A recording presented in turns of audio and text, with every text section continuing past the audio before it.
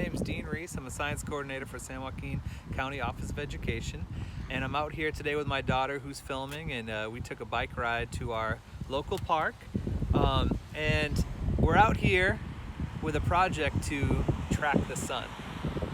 So we know the sun is out there in the sky every day, but the question is, what is it doing? Does it change how it moves, and how does it change? And a really cool way to explore that and get outside is to go find a place. Now I got one right over here. It's a level roof line, and that sun's about to set. It's working on its way down here, and that's why we picked this perfect spot. It doesn't have to be a roof line where you go. It just needs to be a nice level place on the horizon. And what I want you to do is find a spot like I have, and you're gonna come back to that spot every day for 1 month straight. So for 30 days, 31 days in a row, you come back to that same spot, and the first thing you do is draw what you see. So I have the tree here, I have the street, I have this roof line, which is that roof line that I see over there.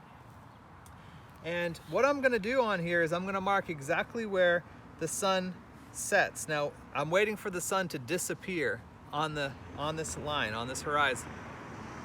I'm gonna look at my watch, I'm gonna figure out the exact time. You can use a cell phone for that too, whatever timing device you have. I'm gonna put the date, I'm gonna mark the exact location on here where it sets, and I'm gonna come back here the next day and do that again. And the reason why this is a kind of a cool activity to do is because, you know, we just passed the Vernal Equinox. And the Vernal Equinox was back on March 19th, just a few weeks ago, and it marks the exact date where it is halfway between the shortest day of the year and the longest day of the year, right? So we know we have less daylight in the winter and we have more daylight in the summertime. Well, we just passed that halfway mark, and it also marks when the seasons turn, right? From winter into spring. And so, so yeah, this is kind of a great time to track the sun because the sun's actually moving a lot right now. And so I encourage you to check that out.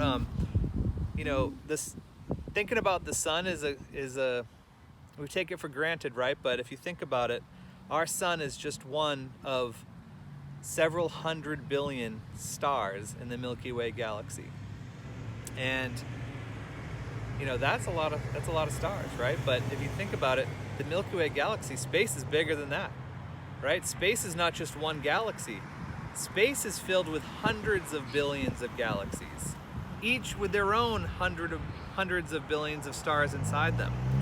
And that is trillions and trillions of stars, and we're just one of those stars. And Earth is going around our sun, and the Earth is tilted. And so when the sun is here, the northern hemisphere is kind of tilted towards the sun, and that makes those longer days. But then when Earth comes all the way around and points on this side, if you notice now the southern hemisphere is pointing towards the sun and the northern hemisphere is pointing away. And that creates shorter days and longer days, right? And so the vernal equinox is that point where the Earth is halfway around.